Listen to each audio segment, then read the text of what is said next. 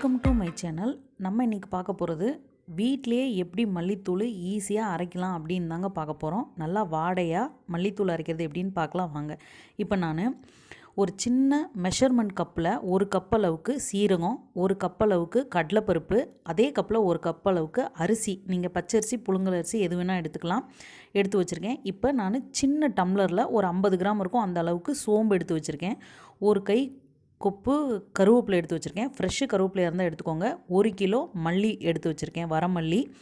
இப்போ வாங்க எப்படி திரிக்கலான்னு பார்த்துடலாம். ஒரு வடைச்சட்டியில் நான் கொஞ்சம் கொஞ்சமாக வரமல்லி சேர்த்து வறுத்து எடுத்துக்கிறேன். கருகக்கூடாதுங்க, கொஞ்சம் ஸ்லோ ஃப்ளேமில் வச்சு வறுத்துக்கோங்க. கருகக்கூடாது, ஆனால் நல்லா சூடாயிடணும். அந்த மாதிரி நல்லா வறுத்துக்கோங்க. மல்லி வாடை வர ஆரம்பிச்சிரும். அந்த அளவுக்கு எல்லாத்தையுமே 1 கிலோ மல்லியுமே கொஞ்சம் கொஞ்சமாக வறுத்து எடுத்துக்கலாம். மல்லி கிடைக்கிறப்ப நாட்டு மல்லியாக வாங்கிக்கோங்க. நாட்டு மல்லினா கொஞ்சம் குட்டியாக இருக்கும், கொஞ்சம் பழைய மல்லி இருந்துச்சுன்னா நல்லா வாடையாக இருக்கும். அதனால் நீங்கள் அப்படி கிடச்சா வாங்கிக்கோங்க. நாட்டு மல்லி சின்னதாக இருக்கும். இப்போ வரமல்லியை ஃபுல்லாக வறுத்து எடுத்ததுக்கப்புறம் நான் அந்த மெஷர்மெண்ட் கப்பில் கரெக்டாக 1 கப் அளவுக்கு சீரகம் எடுத்திருக்கேன். நீங்கள் ஒரு 200 கிராம் எடுத்திங்கன்னா கரெக்டாக இருக்கும். 1 கிலோவுக்கு 250 கிராம் எடுத்திங்கன்னா கரெக்டாக இருக்கும். இப்போ நான் அந்த மெஷர்மெண்ட் கப்பில் 1 கப் எடுத்து நல்லா வறுத்து வச்சுக்கிட்டேன். அதே கப்பில் 1 கப் அளவுக்கு கடலைப்பருப்பு எடுத்தேன். கடலைப்பருப்பு குழம்புக்கு போடுற கடலைப்பருப்பு கொஞ்சம் ஸ்லோ ஃப்ளேமில் வச்சு வறுத்துக்கோங்க. ஃபுல்லாக ஃப்ளேமில் வச்சிங்கன்னா மேலே கருகிரும், உள்ளே வறுபடாது. அதுக்காக இப்போ அந்த சின்ன இதில் ஒரு 50 கிராம் இருக்குங்க. இந்த சோம்பு சேர்த்துக்கிட்டேன். சோம்பு ஃப்ளேவருக்காக இதை நல்லா வறுத்து விட்டுக்கோங்க. இதுவும் நல்லா வறுத்தோடனே பொரிய ஆரம்பிச்சிடும் கொஞ்சம் நேரத்தில். அந்த மாதிரி ஆனவுடனே எடுத்துருங்க. 1 கப் அளவுக்கு அரிசி எடுத்திருக்கேன். இது கூட கொஞ்சமாக கல்லுப்பு சேர்த்துக்கோங்க. கல்லுப்பு சேர்த்து வறுத்துக்கிறப்ப வண்டு வைக்காது, சீக்கிரமாக மல்லிப்பொடி வண்டு வைக்காது. அதனால் உப்பு லேசாக வறுத்து விட்டுக்கிட்டிங்கன்னா அந்த தண்ணி மாதிரி நீர்த்து போகாது. அதுக்காக இப்போ அரிசி நல்லா பொரியணுங்க. அது அளவுக்கு நல்லா இங்கே பாருங்கள், நல்லா பொரிஞ்சிருச்சு. இந்த அளவுக்கு நல்லா வறுத்து எடுத்து வச்சுக்கோங்க.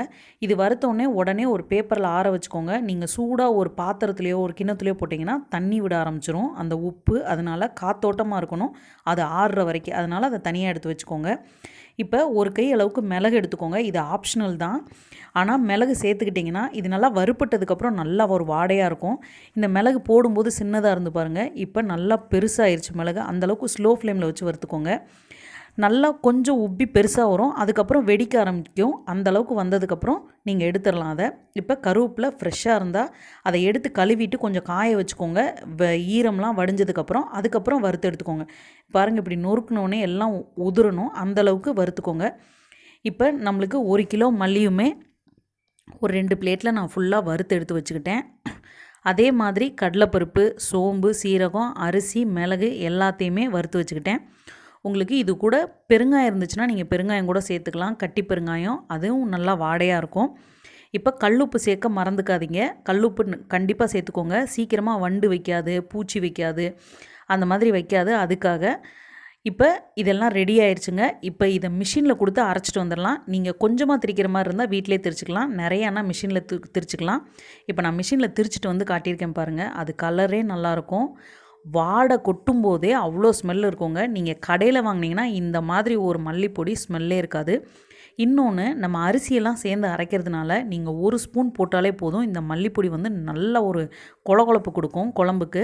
நீங்கள் 1 ஸ்பூன் போட்டாலே போதும், நல்லா கொழகொழப்பாக இருக்கும்.